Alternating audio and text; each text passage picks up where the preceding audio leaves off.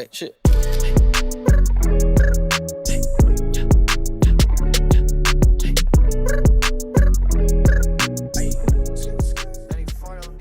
Couch Guys Sports Podcast, episode number 149. Nick Quaglia, Jarrett Scali. We've got a blast to the past, blast from the past coming on the show soon.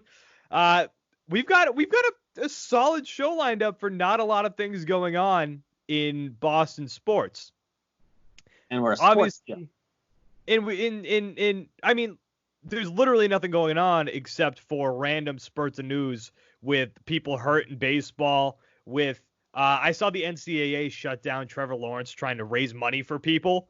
Oh, the Tampa Bay Buccaneers have a new quarterback too, by the way. Yeah, the Bucs have a new quarterback. Like, who gives a? It's the fucking Bucs. Who cares? Jameis Winston out. Who cares? Bye. Tom Brady. That's some good tea. There are people talking about this new Bucs quarterback. Who gives a shit? Who is that guy? Who is he? It doesn't. The Tampa Bay Bucs. What am I supposed to be scared of the Tampa Bay Bucs? Oh, I'm missing my Celtics though. We're drinking out of the new Celtics. Celtics. That season's not going to happen. I know. I want them to start the playoffs in like June. That might be the only thing that they can do.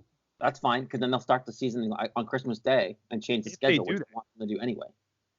I mean, there's like the NHL, like how the NHL, if they get back going again, they're just gonna have to start the playoffs. The worst thing for anyone right now is baseball. This is like the worst thing possible for baseball. Baseball has no idea what's going on. Baseball might not even be able to play a single game of the year. Because like the rest of these guys push back, right? Like they all push back into the summer, and then baseball starts. But like you can't go into the winter for baseball. So like, it's taking over baseball's time in July. And then imagine, could you imagine Nick, a world where it's gonna happen? You're in the heart of July. Dog days of summer. You got the NHL, the NBA, and MLB all happening, and then training camp starts the end of July. Like baseball already struggles enough. You think they're going to do well with competition? Training camp. You could have NFL training camps doing better ratings than the MLB season. Yeah, it's going to happen if this works out. Baseball's not going to be able to do shit. Nah, they're fucked. They might as well just cancel. They're going to get cock slapped with this whole thing. Oh, can we just bring Mookie back? Can we just postpone everything a year? And just bring Mookie back 2021? How's that going to work? That's what I'm worried about. That's what I'm most worried about. If they don't play the season, Mookie Betts still with the Dodgers next year, still have a year left on his contract, or does the contract burn up? Or there are so many questions that are going to have to be answered with this postponing things, with canceling seasons. Nobody knows. Like, contracts don't make any sense at that point. Yeah, no, it's a shit show. Like, I'm Mookie. I'm pissed that I'm not going to be getting my $35 million a year. I mean, who knows? Yeah, I mean, at that point, like, Mookie might even can you lock out in baseball? Can you threaten that in baseball? I'm out. See ya. Regardless, I mean, it's crazy. So we're gonna get into the weekly dump first. So we got a big show ahead of you right now. We've got the return of our old co-host coming on soon, Lauren. We've got the return of Lauren's DMs, one of our most popular segments. That was when people talked to me about the show. People loved the Lauren's DM segment. So we've got that back. I've got the those DM. Those that haven't listened to us in the past, like before that happened, my lord, are you in for a treat? So I'll say this: Lauren's DM's a little bit more tame than they used to be, especially now that she's got a boyfriend. Like a long-term boyfriend. Yeah. Yeah, but they were. Ooh. In the heyday of Lauren's DMs. Remember that one where like she was asked to like move in with this couple? Like, wasn't that one of them? Yeah. I forgot about that. The amount of dominatrix shit that she used to get in her inbox. A lot of stuff. Oh, my God. It was aggressive. So we've got this back. No dominatrix shit, but we've still got people who really, really, really want Lauren off of Twitter. So we've got that. We've got Phil Perry coming on NBC Sports Boston tonight. We're going to record with him. Obviously going to talk about Patriots, Tom Brady with the game plan at the quarterback position. That new Buccaneers quarterback. That new Bucs quarterback. Yeah, I mean, it doesn't matter, right? No effect on us, really, right? So we're gonna have to talk about the new Patriots quarterback. You know, whoever that is. That's weird to say. But first, let's get to the weekly dump. Let's hammer this out. We've got Lauren coming on soon. Okay, so Chris Sale goes down between the last show and this show. Chris Sale officially going down with Tommy John surgery, and this comes after the Red Sox team doctors, Dr. James Andrews, and another doctor all said, you know what? Tommy John not required. But now Sale, with the season being pushed back with coronavirus, Sale is going to opt for Tommy John surgery, get that over with, which I think is a perfect move. I think you have to do that. Should have happened last year. It should have. You're right. They're way behind the 8 ball. Don't give them any credit. This is something they should have done last year. Well, no, I'm giving Chris Sale credit because it sounds like Chris Sale chose this. I'm going to give Chris Sale credit because this at least gets you back on track to be back earlier than if you were to get it in like July. Yeah, still. I don't. But this whole coronavirus is helping his cause, though, because if we don't have a season this year, then he's not missing much time. Right, but he's going to come back in the middle of next year. Like, he's not going to be – I don't think he'll be ready for the start of next season. No, but I'm just saying you don't miss him as much when he just played all this year. If you're the Red Sox fans, you want this season to get canceled. At this point, yeah. You just want 2020 to go away. At this point, yeah. Like, I'm gonna be on SB Nation Radio tonight previewing the Red Sox season with them, and like what? Like that's I love that. Like I'm excited to be on. I can't wait to talk to him. But I'm gonna be like, all right, so Chris Sale, am I right, guys? Or like, can we start 2021 now? Like, is that a thing? Like, can we just skip? Like, the Olympics even got moved. Like, nothing good came from this year. Nothing is happening. That was number 2 on the weekly dump. Dick Pound has made the decision to move the 2020 Tokyo Summer Olympics to 2021, but they're still gonna call it the 2020 Olympics. Okay. Russell Wilson and the Seahawks add a new weapon in Patriots receiver Philip Dorsett. Dorsett and the Seahawks agree to a 1-year deal. Another Tommy John surgery. This one's huge, too, because the Mets were starting to make some noise a little bit. I was excited to watch the Mets this year. I have a soft spot for the Mets. Noah Syndergaard will be landing on the operating table, too, maybe holding hands with Chris Sale. I don't know, with their good hands. Noah Syndergaard. Time. Just share operating times. That'd be great. Noah Syndergaard landing on the operating table, getting Tommy John himself with a torn UCL. With a lot of talk, maybe not talk, but rumors, speculation, whether or not Julian Edelman might follow Tom Brady to Tampa Bay. He calmed us down on Instagram by posting Foxborough Forever, so that was nice. And also, Devin McCourty had this to say in the Players Tribune this week, which, Jared, it got me ready to kind of to put my head down and fuck up a wall, as you might say, to go straight through it. It's pretty long. Well, this piece is, but it's worth reading. So this is Devin McCourty in the Players Tribune. I think the Players Tribune. Yes. Well, anyway, find a wall, people. Get ready. I honestly thought it was my time to leave New England. So remember, Devin McCourty was a free agent. Going into free agency, I was thinking that at this stage in my career, I was ready for a change. I mean, I love New England, but after 10 years and winning 3 Super Bowls, something inside me was telling me that I was ready for a new challenge, and I thought I might have to go elsewhere to find it. But it's kind of ironic because I'm also getting the other thing I wanted, something I thought I'd have to leave New England to find, a new challenge. What people don't understand about New England is that it's not just about winning, it's about everything else too. It's about the work, it's about being better men. People are going to say that because Tom's gone, the dynasty is over. They're already burying us. Far as I can tell, that's fine. Let them. We've never listened to the noise, and we're not about to start now, but the task is definitely getting taller this coming year than it has been in years past. There's more work to do, and it's not going to be so easy this time around. You could have stopped that at let them. Yeah. Let them. That's where the new challenge comes in. I thought I had to leave New England to find what I was looking for, but it turns out that there is no greater challenge for me right now than leading this Patriots team into a new era and helping ensure that this next wave of players can continue our legacy and build on what we've already achieved as a franchise. That's what I'm most excited for about moving forward. He just said, I want to fuck shit up. I want to continue this so that when I retire, Patriots are still taking down names and winning championships. Devin McCourty just bent over the NFL and said, hey, you motherfuckers think we're done? We ain't going anywhere. That was directly at Bills Mafia, if anybody. Like, that's it. Like, pay Bills fans. Because it's Stephon Diggs. We ain't going anywhere. Look, and I was excited for Stephon Diggs. I wanted the Patriots to go get Stephon Diggs. But with all this chatter right now about quarterbacks, and let's get into this real quick before we have Lauren on, because we're going to have Lauren on in a couple minutes. So Andy Dalton's out. Neither of us wanted Andy Dalton with the Patriots anyway. The Patriots reportedly not interested in having Andy Dalton to be the immediate plan for Tom Brady's succession. This came out, and I thought this was interesting. Deshaun Watson opened up as the betting favorite from betonline.ag, actually my sponsor, who I am seeing some nice little checks from, over from CLNS. They opened up the line with Deshaun Watson being the favorite as the Patriots starting quarterback for week 1 of the 2021 season. Now, you've got Jarrett Stidham there. Well, Nick, can you explain why 2021? There's a club option. Yes, but also the Patriots have no cap space. Oh, and the Patriots, yes, that's true. The Patriots also have a ton of potential cap space ready to open up. A ton. Yep. So the Patriots can get their succession plan in Deshaun Watson I love Deshaun Watson. I'm in. I'm for it. Kid's a stud. Now, I didn't even realize how young he was. Do you know how old he is? 23? He's entering his age 25 season. That's it. Yeah, you get him for at least 10 years if you get him here next year. The thing with him is, my question, this is a 10 out of 10, you do it every time. Even if Stidham does have a good year, say he's the guy this year, that's the plan. If you can get Deshaun Watson next year, don't care.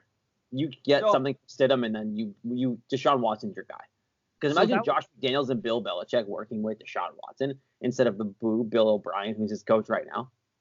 It would be unreal. And that's in Bill O'Brien, I think, is the main reason why this has opened up. Because obviously last week, at least we talked about it on the show last week, DeAndre Hopkins traded to the Cardinals for literally a bag of nutsacks. And they got David Johnson back, who's broken. And people are now looking at Deshaun Watson with the Texans like, guy, what are you doing there? You have to go. There is too much talent. It's one of those cases now where you've got too much talent in a player, and he should be out of that situation, and he should be moved to a place that's going to give him success. And obviously, this is a place that he can go to. He's going to be a free agent the year after, but there's a club option following this season. So if the Patriots can make that move, and that was going to be another question, Jared, if Jarrett Stidham, assuming he's going to be your starting quarterback this year, because I think he is, I think you think he is too. Oh, the Hoyer signing makes that obvious. Yeah. Yes. Jarrett Stidham, if he has a good season and he looks like he could be a franchise quarterback, do you still make that move? Do you potentially trade Jarrett Stidham for Deshaun Watson? Yeah, I'd do that. That would be how I would pull it off. Because, like you said, right, next year they can't. It's not he's not a full out free agent next year, so it would have to be the club denying him anyway. Why not work something out with Billy O'Brien? Hey, clearly doesn't want to be there. Clearly Stidham can play. Why don't we figure this out? We'll swap quarterbacks. We'll give you something else too. Give us Deshaun. Give him a fresh start. You guys can have Stidham, who clearly can play. The best case scenario for the Patriots this year, obviously, is Stidham balling out. Because then they either have their guy and then you build around him, or they can trade him for, say, Deshaun Watson next year. That maybe you trade him for Dak, right? Maybe Dak doesn't get paid in Dallas. There's other options out there that if I don't want Dak Prescott. Oh, I would love Dak Prescott. Are you kidding me? No, God, no. But I'm saying if Stidham plays well, that opens up doors for even Deshaun Watson, just him. That opens up so many other doors if you don't want to keep Stidham. See, the only guy that I would absolutely, if Jarrett Stidham looks like a franchise quarterback, I think we all liked what we saw in him in the preseason last year.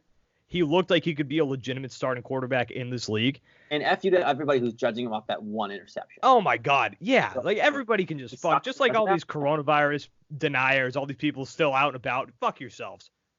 You guys stink. Jarrett Stidham had one bad pass. That doesn't mean this guy sucks. Tom Brady threw a pick six and his Patriots career. Does that mean he didn't win 6 Super Bowls before he left? Come on now. There's a lot of people are talking this guy up, and I know a lot of that came up after Tom Brady got traded. And people are trying to give us confidence for Jarrett Stidham. But I think Jarrett Stidham has a legitimate chance. There have been a lot of articles even before Brady left, last year, preseason, all this stuff, saying this guy could have a chance. Learning from Brady is a huge part of this, but this guy has the ability to work with Belichick and actually be the next guy. And again, he drafted Brady. He saw something in him. He drafted Garoppolo, saw something in him.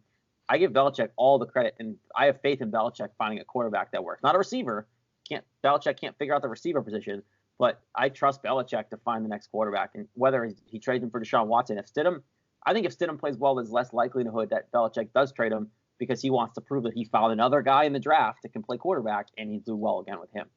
Although, just from a fan perspective, if he does play well and you have that trade chip, you have to get Deshaun Watson. I want Deshaun Watson. Deshaun Watson. This year, Patriots still play well, and then they go just as far as the Bucs do, or say the Bucs fail out.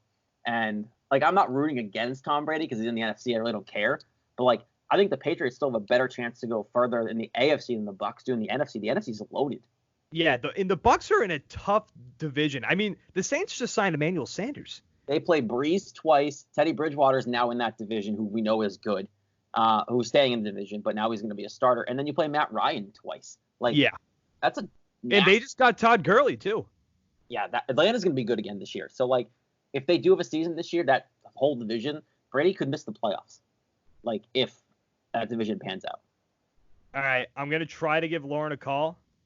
Right now. And we're gonna keep this rolling. I'm not cutting this part out. No, we're doing it live. This is the beauty. Right. This is like kicking it old school with Lauren. Oh, wait a minute. What the fuck? What am I doing here? I'm calling her cell phone. No, I don't want to do that. Call on Skype. That's not what I meant. That's definitely staying in the episode. All right, let's see if she's even on Skype. I told her that we were gonna be on Skype. I'm confused. Can you tell her she's coming on? Oh yeah, I mean, yeah, we've been boozling her right now because that'd be even better. Oh, it says she's unavailable. Oh. No. Are you on Skype? But Tom Brady's a thing, though. Hey. Cam Newton. Do you take Cam Newton? No. God, no. I want Stidham to play this year. I want Stidham to play. Yes, that's in. There are people who want Cam Newton, and I get it. Cam Newton. Play. They're not winning the Super Bowl this year anyway. I don't care. I want Stidham to play because that's literally it. All right. Let's see if I can get Lauren in here. Lauren, does she have a new friggin' Skype? I don't know. You should have had all this figured out. You're the new producer of this show. Hold on. We might have her. Yeah. Listen, me being a producer. Am I? Yeah. Well, Lauren, are you there? I don't. This says this Lauren Campbell is online. Hello. Lauren? Yes! Hey, yes! So I'm the new producer of the show, and you know how bad that is. Oh. Yeah. Nick pressing buttons is not a good thing. I don't know why. I just wasted some of my credits, but fuck Skype, too. Skype emails me yesterday and goes, hey, you haven't used your credits in a while, so we're going to get rid of them if you don't use them in 2 days. What do you mean? That's my money. What do you mean you're just going to get rid of them? I paid for those. Yeah, everybody's obsessed with Zoom now. I use Zoom for work. I'll teach you. No, it's going to be difficult, but I'll teach you. Yeah, but this sets up so well for, like, this. There's ways to use. Don't worry about it. Let's just skip this conversation. All right. You're technically challenged. We know this. Get over it. So, old fans of the show, we got Lauren back. Lauren, do you know how many episodes you were on the show for? I have no idea, to be quite honest. So Lauren was on the show every week with us. A little bit. It was a good while, and then she got this job at Nesson, and it's really so it's as long as you've been at Nesson since you haven't been on. Yeah, how long have you been at Nesson? It'll be 2 years in 2 years? Yeah. Wait, what? So yep. Lauren has been on the show. I don't even know if have you even like appeared on the show since? I don't think so. All right, so this is the first time Lauren's been back on in over 2 years. So we used to have, in the segment used to be a lot more raunchy because we talked about this. And by the way, Lauren, we're not going to cut out the time when we were trying to call you. We're just going to let that sit in the show because it was a wild time. Funny. That's the beauty of it. So these DMs, they're not nearly as bad, but it still baffles me that, and like Lauren's very obviously in a relationship. This is the return of Lauren's DMs.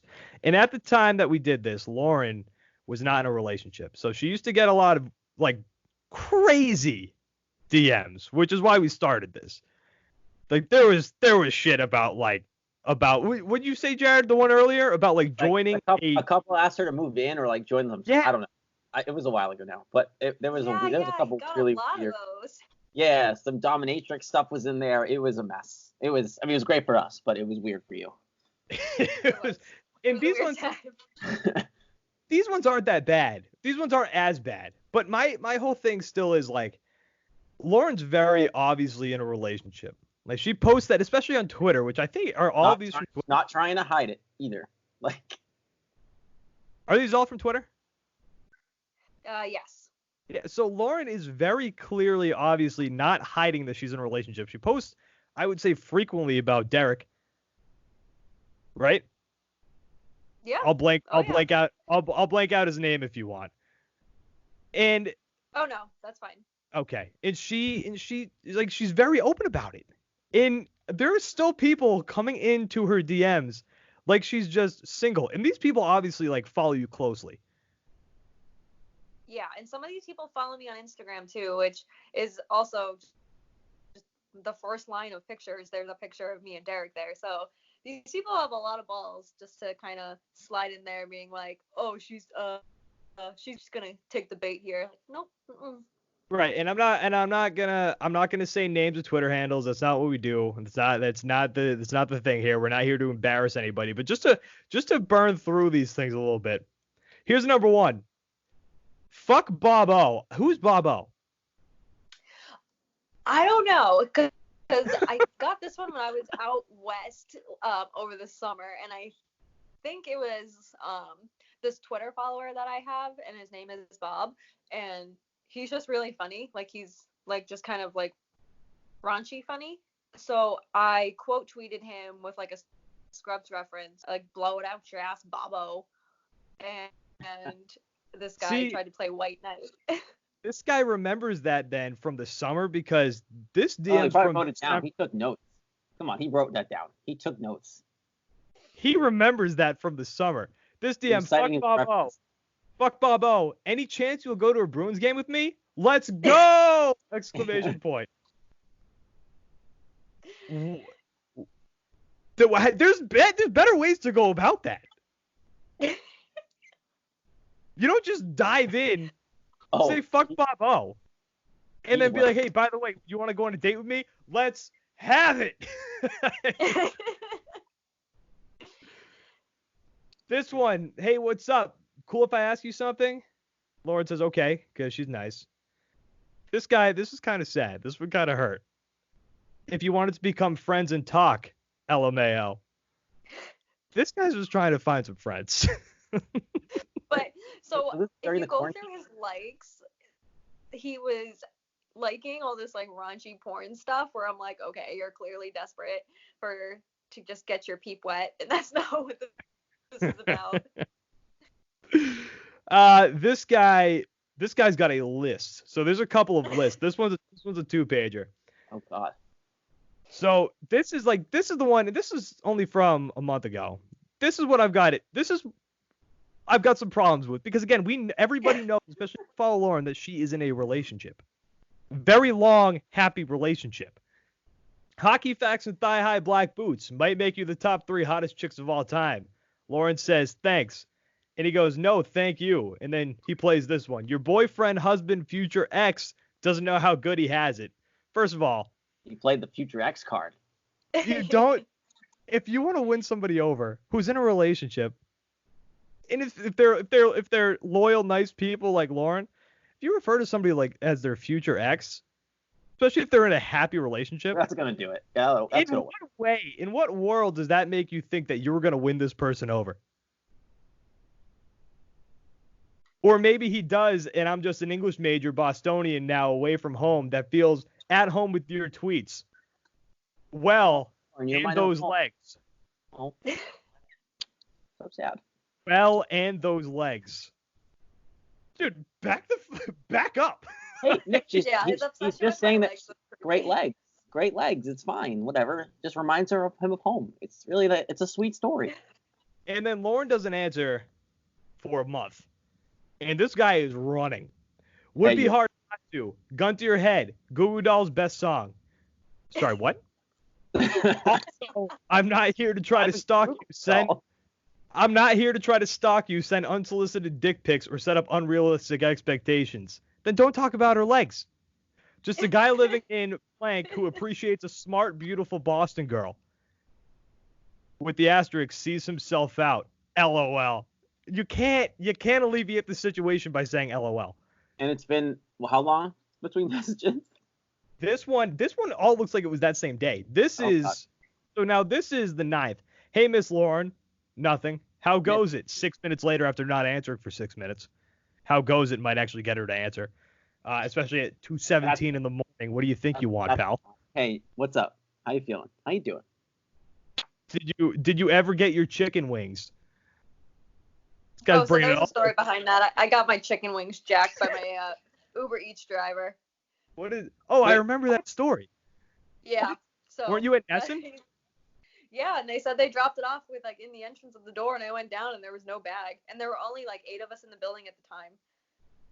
All right, now this guy, and this is the first one that you send me, and I know you got to go in a minute, so I'll rifle through this one. But this guy, Lauren, straight up, is obviously not happy with this guy.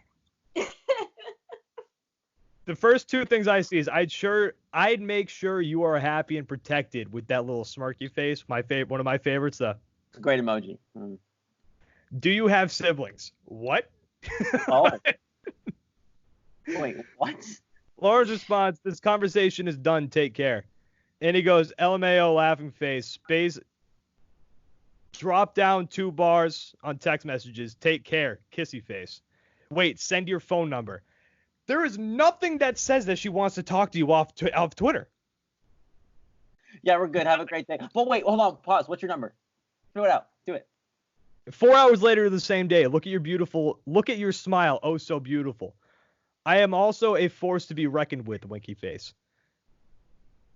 So that's really creepy because I changed my Twitter picture, and so he doesn't follow me or anything. So he is actively looking me up unless I'm just popping up on mutual likes or something. But we don't follow each other. He tried to correct my grammar in an Adam Schefter tweet, and I was like, no, we are both right. And then that's when he slid in. He saw an opening. He saw it ready to go. He's like, oh, she said something. Let's do it. Let's find a way in. I was like, no, sir. Hey, no. Just to dive in like that, and especially when she says this conversation is done, and then it'd be like, wait, let me get that phone number. There's nothing that says that she wants to give you her phone number. Said it twice. All right, this conversation's over. All right, this conversation's over. I also cannot, all right, now have your number. Believe that I forgot to send. I didn't send you this one, Nick, but this was from I don't know, 6 or 7 months ago. I posted a picture that my friend Krista had taken of me, and it's just me, it looks like a senior picture. And this guy DM'd me, and it was literally just a picture of his dick, and he's like, you have my attention. That's crazy old school. I just remembered this right now. That's the one that we need. That's the gold. I was like, oh my god, I've definitely. I mean, when I was on the show, I was getting dick pics by the message when I was on this show. I think we had Jerry Thornton on, and he was like, I had 30 just in the last few months. Yeah. He's like, wait, just in the last 12 weeks, and I was like, that yeah. was great. Lauren's the epitome of that meme where somebody just throws a bunch of hot dogs at a girl's face. Yep. Yep. It's unreal. All right, Lauren, I know you got to go. Thank you for coming back on for Lauren's DMs. Now that we're all stuck at home, we might be able to do this more often since none of us can actually leave our house. This is going to bring out a massive amount of creeps. It's going to be worse than a snowstorm. I can't believe you forgot to tell me about. I don't want to see the dick, but yeah, you do. That's that before. I forgot. You forgot to send the picture. Yeah, but I'm sure there will be more to come, and I'm looking forward to it. All right, Lauren, thank you for coming on. We love you. Thanks for having me on again. All right, we'll talk to you soon. I'll probably text you tonight, to be honest. Sounds good to me. All right, bye. Bye, Lauren. Bye. All right, Lauren back on for Lauren's DMs. So again, we don't read the names of anybody who sends these DMs, so don't worry. I had somebody tell me one time, oh, why do you, you can't just put these people on blast. There's nobody's names involved in this, so nobody knows who sent these, unless these people are serial dick pic senders. Now, nobody knows who sent these. If they listen and then respond and go, what the fuck, then they call themselves out. That's on them. Yeah, that's we're not posting those pictures. We're not doing that crap. We're just getting a laugh at people being stupid. I don't get it. She's such in a happy relationship. What in God's name gets them to want to reach out? That's my thing. And that's kind of why I want to read these and put these on the show. And again, no names, but because Lauren is very clearly in a happy relationship. Derek and if must you get a kick follow out of her, Derek must get a kick out of this stuff. Derek's a great guy for putting up with this. And she's very clearly in a happy relationship. And the fact that these people still are reaching out, trying to get with Lauren is crazy. One thing I hate is disrespect. Hate it. And that's clear disrespect. Clear disrespect for Derek. So that was the Lauren's DM segment. Before we roll into the next segment, we're going to be talking about the Patriots, Tom Brady, Jarrett Stidham. You want to toss to Phil Perry here? So that's what we're going to do. We're going to close out the show talking to Phil A. Perry of NBC Sports Boston. So we've had Phil on. Phil's probably one of the more, I'd say, 2 or 3 most frequent on this show. I'd say it's Jerry Thornton, Tom Giles, and Phil. And we've kind of been in a groove, so we haven't even been having guests on for a while. But with all this, having Phil on, it's huge. Phil is one of the best in Boston. I can't wait. Yeah, Phil, you guys are going to love the interview. It's good. It's good stuff. So we're going to toss it over to Phil A. Perry. But first, guys, that interview is brought to you by, it's powered by our buddies over at Manscaped 2. I just got some new products from them today. They shipped them to me. I don't know. They offered me them. I said, sure. I didn't know if they were sending them to you. Yo. I'll email them, see if they can ship it over to you. What'd you get? I got the crop wipes. Or I forget what the actual name of it is. You know what? Give me a second. Keep people entertained. Guys, Manscaped is great. I don't know what he's bringing back. I'm intrigued by this. I have no idea what he's bringing back. We're doing this live. This is not getting edited out of the show. I have no idea what he's bringing back. But if it's got Manscaped's name on it, he's probably bringing back gold. So we've got the crop mop. Oh, yeah, I told you it was gold. I don't care what he's bringing back. It's gold. This is the crop mop inside this pouch, and I didn't know this was coming. I knew they were sending me something. I didn't know this was coming. I got the crop mop, which are wipes. It says directly on the back that for best, with active pH control, for the best results to keep your balls nice and healthy, you wipe them down twice a day using the crop mop. Phenomenal product. Afternoon scrub. I love it. You have to get, if you want to take the perfect care of your nuts, that's what you got to do. You got to wipe them down twice a day. Guys, go check out Manscaped. They've got a ton of awesome products. But, ooh, those are the screams. That's the sound you make that I used to make when I would cut myself shaving before I knew about Manscaped. Thank you, Manscaped, for turning my loud shrieks, my oohs, into multiple peaks. Yeah, I've talked about this a million times now. When I was younger, I was an idiot. I thought you had to snip to do some manscaping when I was an early teenager. Turns out you don't, because I clipped the nutsack and things were not looking good at that point. Men, start taking notes, because Manscaped accidents are finally a thing of the past, just like what I just described. No more cuts and nicks with the Manscaped Lawnmower 3.0. We've talked about the 2.0, and this is now the 3.0, their new product. This is their 3rd generation trimmer featuring advanced skin-safe technology, so you keep your bad boys nice and smooth. The Manscaped engineering team spent 18 months perfecting the greatest ball hair trimmer ever created and just released the new and improved Lawnmower 3.0. When I tell you guys this is premium, I mean friggin' premium. The battery will last up to 90 minutes. If you have to take care of things for 90 minutes, you've got a problem down there. But if you needed to, you got it with this charge, 90 minutes long. And let's not forget about the charging stand. Show your mower off loud and proud, because this intelligently designed stand is a rapid charging dock powered by USB. So many people have written stories about how the Lawnmower 3.0 has changed their lives. They even included pics so I could see the smoothness for myself, and they aren't kidding. Don't send me pictures, guys. I swear to God, don't send me pictures. Do it. You need to try this out for yourself. Get 20% off and free shipping with the code CouchGuy, COUCHGUY at manscaped.com. Again, COUCHGUY at manscaped.com. Your balls, they're going to thank you.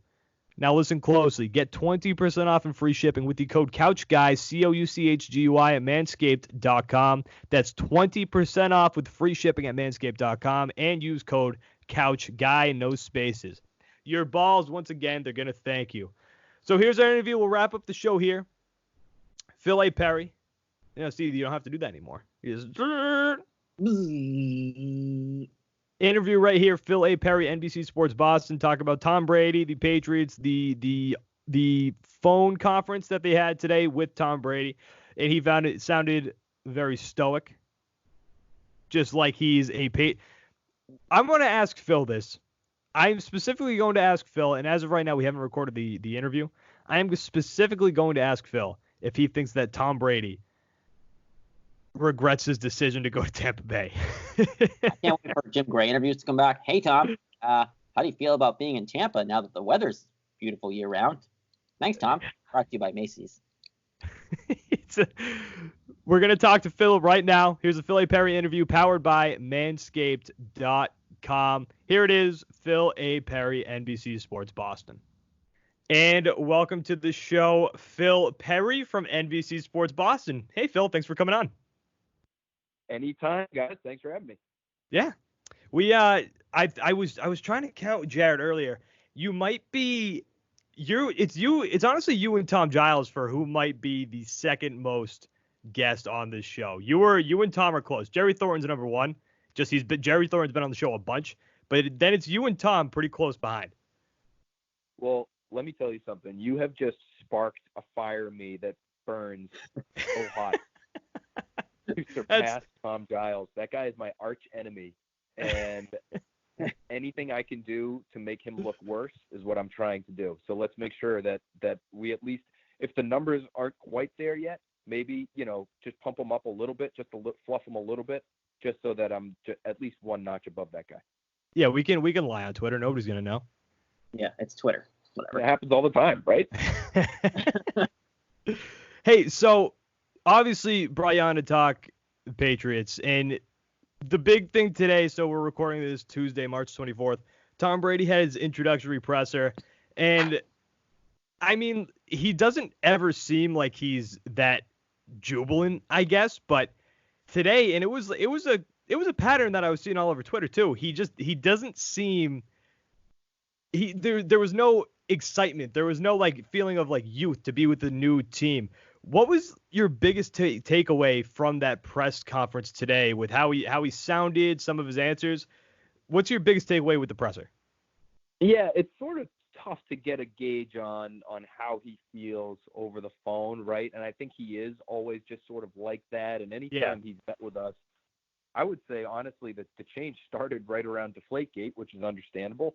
But it was right around that time where the answers really started to get a little bit labored, and they really were totally, rounded off the edges of every single answer. There was no edge to any answer. Everything was right down the middle, Mr. Politician, Tom Brady. And so I thought we got more of that today. I also think that in Jason Light, Bucks GM, mentioned it off the top, and Brady mentioned it a couple times.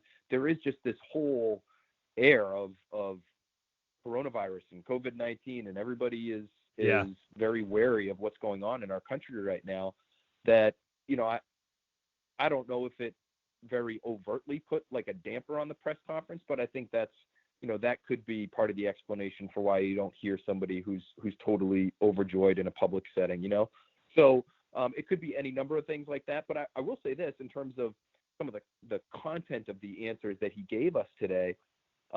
One thing that stood out to me, one theme that we continued to hear pop up again and again, was the fact that he has to do a lot of work, a lot of time and energy. He must have said that a dozen times on the call today, because he knows it's going to require a lot of time and energy for him to make this thing work. And so, I don't know if that is coloring how his answers are coming out of his mouth and through the phone to us, but there has to be, trepidation might not be the right word, but just a little bit of wariness as to how this whole thing is going to work out, because it's going to be hard. And I think he realizes that, and it's going to require a lot of the work, a lot of the kind of work that he has really not wanted to do here in New England. He hasn't had to do it here in New England. Things like showing up to OTAs and trying to figure out, what the language is of the playbook. That stuff is stuff he hasn't had to do since he was a rookie 20 years ago.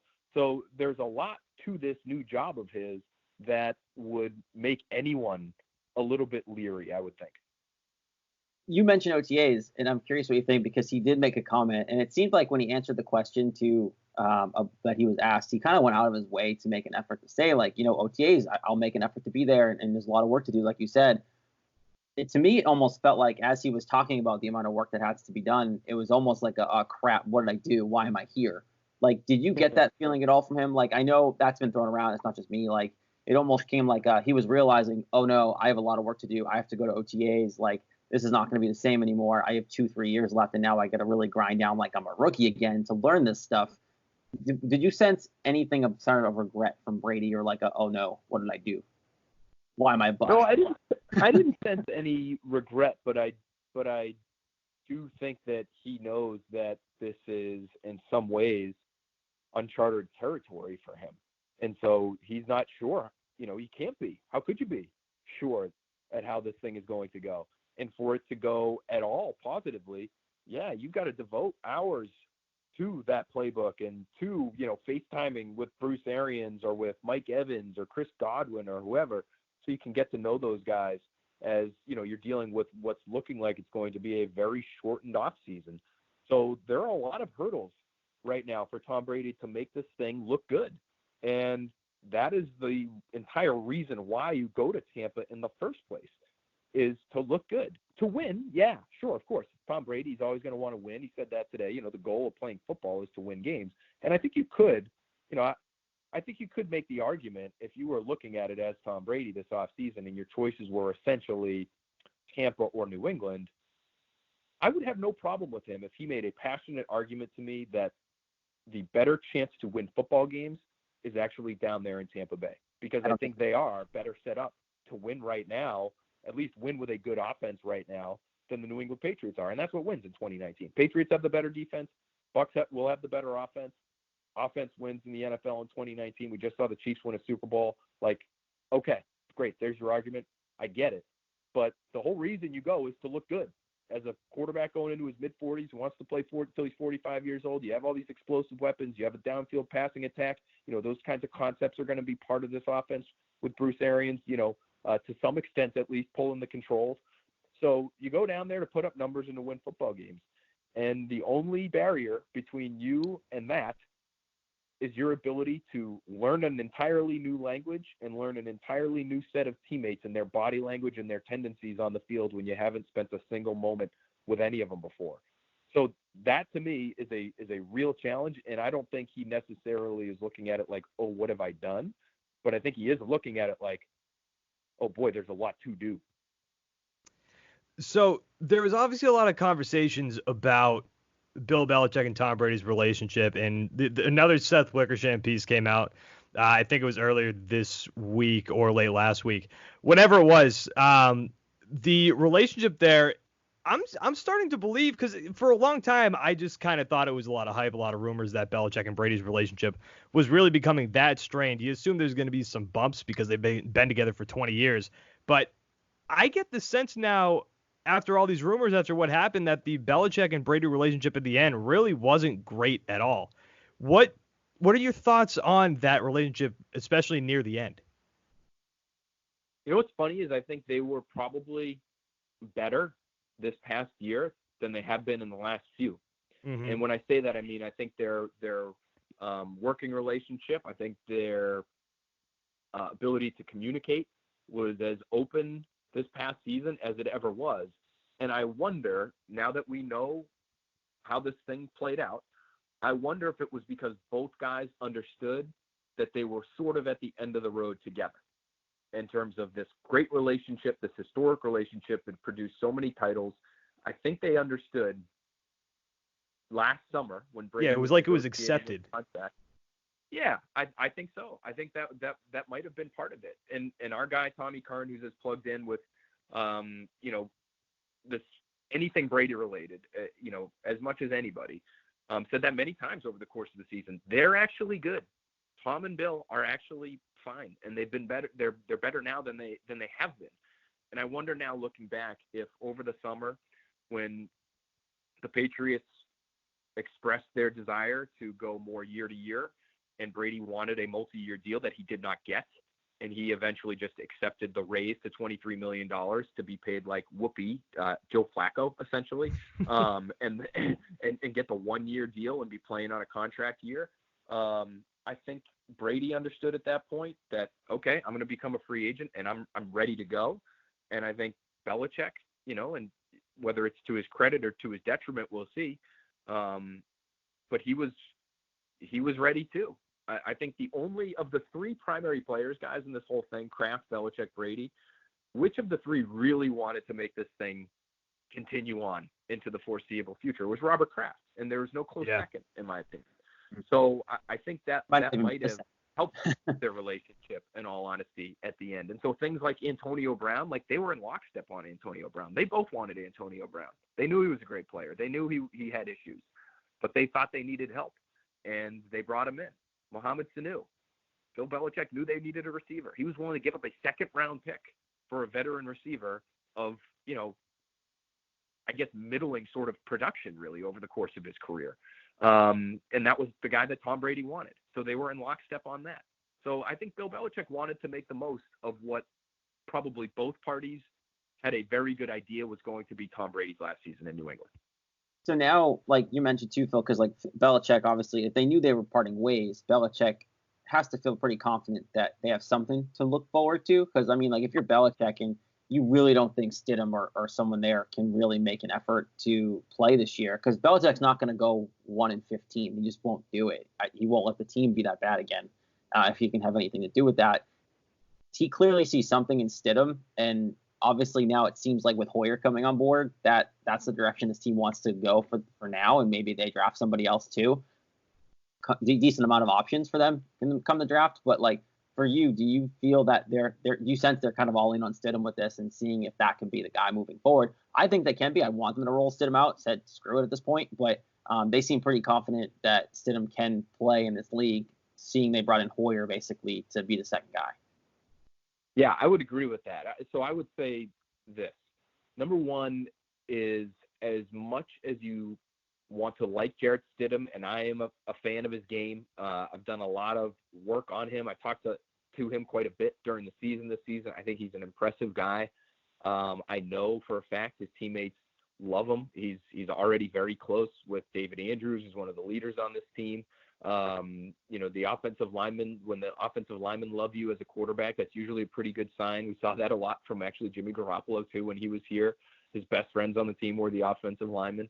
But the defense respects Jarrett Stidham's ability to an incredible degree. And Devin McCourty sort of made that fact known on a video that he and his brother did the other night. But I talked to players during the season. I wrote a story at the end of the year about just how well Jarrett Stidham performed in practice because, and I asked Bill Belichick about Jarrett Stidham a couple times during the year just to get updates on where he was at, because everybody you talked to before the draft, even last year, said Stidham, if it came down to talent, if you were just looking at talent, Stidham's as talented as anybody in this draft. It just didn't come together for him last season at Auburn, and there were a lot of reasons for that. He lost teammates. The system was bad. The play calling was bad. The play caller changed for their bowl game last year, and they put up 50 points in the first half against a team that made Ohio State look pretty bad offensively. So there was ability there. It was very clear, and I wanted updates throughout the course of the year. And Bill Belichick was totally willing to give him up. Oh, Jared's a smart kid. He can handle everything we throw at him. Stid's done well with some of the reps we've given him when Tom hasn't been able to practice. And then you talk to the defense and they say, this guy makes throws that make you say, damn, because we think we're in good coverage and he's putting it exactly where we can't. He's making throws on the run. He's throwing off a platform. All of these things that make sort of this next generation of quarterbacks really exciting. It seems like he has some of that. Now, all that being said, even the Patriots don't know how Jarrett Stidham's going to perform when the Bullets are quote unquote live. So they can feel good about him right now, but they can't know how it's going to go in 2020 or beyond because there's no way to know until you actually get put into those situations. But I'm with you in that I don't think they're tanking. I think they're going to rebuild here, but I would call it rebuilding with dignity. Guys, it's sort of how I described what the Dolphins did last year, which was they were going to try their asses off, right? And they did. And Brian Flores would rip your head off if you even, uttered the word tank anywhere near the Dolphins facilities last year. So they tried like hell. Their roster was just so bad it didn't allow them to compete most weeks. But they still won their handful of games, and they're still going to pick near the top of the draft. The Patriots, I think, are going to do the same thing. They're going to try like hell. They're not going to tank. and they're more talented than the Dolphins were last year. So they're going to win more than the Dolphins did last year. But it might not be much more. It might be 8 games. It might be 9 if really all goes right. And they might compete for the division. But I think they're sort of due for that kind of year where they rebuild and that they clear their books. They get cheaper. They get younger. They set themselves up to build, really kind of build their young base, their young core over the course of the next couple of years and try to move forward with that group. All right, so I'll ask you one more question, then we'll let you go. And it kind of goes with Stidham. And let's say Stidham has just a fine year. He's just mediocre. I'm sure that you saw the lines open up for whatever reason. It shocked a lot of people, got a lot of people excited. Deshaun Watson was the favorite at one point, not anymore, but the favorite to be the Patriots quarterback in Week 1 in 2021. How realistic do you think that is? And would you like to see that? Even if Stidham has a good season, would you like to see that? I guess it depends on how good that season is, because if you have a young quarterback on a rookie contract, there are few things in the NFL that are more valuable than that. Deshaun Watson, meanwhile, is in the 4th year of his contract now. The Texans will, I'm sure, unless Deshaun Watson just puts up such a stink about what's going on there in terms of the roster building, that it's a detriment to the team, they're going to have to at least pick up his 5th-year option, and then they'll have the ability to franchise him after that. So to me, he's a Houston Texan for at least 2 more years.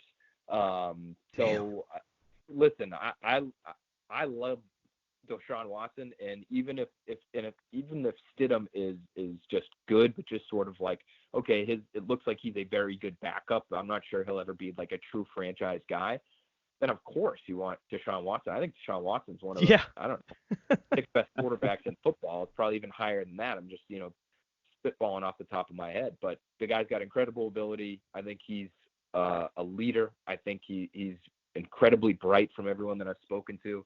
And so there's no doubt you'd want that guy. Jarrett Stidham would really have to light the world on fire to have anyone say, oh, no, we don't want Watson. We want, we're going to stick with Jarrett. But again, even if he did become available, you're talking about paying him $30 to $35 million a year, maybe, whereas Stidham's going to be making less than $1 million over the next 3 years. So how good is Stidham? Does Watson ever even become available? I'm almost a little bit mad that you guys have brought it up now, because now I'm thinking about it so much that I'm like, man, maybe he could wriggle out of there in 2 years. It's such an exciting thought. He would do so well with Belichick. Do you know how pissed people would be if Tom Brady leaves and the Patriots get Deshaun Watson? The world would explode. There'd be riots in the streets. Yep. The streets of Jersey specifically, I would think. Maybe Baltimore. I want to see it just for that, honestly. I want the reaction. I want the league reaction. Jarrett, I've always pegged you as a guy who just wants to watch the world burn. 100%. Yes. Like, this aside, because Corona's a whole different level, but like sports-wise, yes, I'm like almost like Jim Murray in a sense. Like, I just like watch people's pain and just like enjoy the agony of things. So it's great. Chaos. Yes, you root for chaos. Yes, I think that's what that would be. That would be NFL chaos if somehow the Texans, oh man, can you imagine Bill O'Brien and Jack Easterby running the show in Houston and trading Deshaun Watson to the Patriots for like a 4th-round pick? That feels like the kind of deal they would do, right? That'd be great. All right, Phil A. Perry, NBC Sports Boston. Follow him on Twitter at Phil A. Perry. Again, NBC Sports Boston. And Catch the Podcast typically drops on Thursdays, the next Pats podcast. Phil, thanks for coming on, man. Hopefully we can get you back on soon. Sounds good, guys. And remember, just never call Giles again. Bad guy. All right. We'll make that move. All right. Thanks, guys. Love you. Yeah. All right, once again, Phil A. Perry, NBC Sports Boston. Follow him on Twitter at Phil A. Perry, and then catch his podcast. Again, typically drops on Thursdays, the next Pats podcast. And that's it for the show. That's it, baby. Couch Guy Sports Podcast, episode number 149 in the books. Nick Quag on Twitter at Jared_Scali. I'm never going to remember the actual Couch Guy Sports Podcast Twitter handle. I think it's Couch Guy Podcast. I don't know that for sure, but I'm sure if you just type in Couch Guy Podcast on Twitter, it'll come up. Rate and subscribe on iTunes, subscribe on YouTube, and then manscaped.com, promo code CouchGuy for 20% off and free shipping on things like the crop mop. Couch Guy Sports Podcast, 149 in the books, guys. We'll talk to you next week. Thanks for listening. Oh, wait, shit.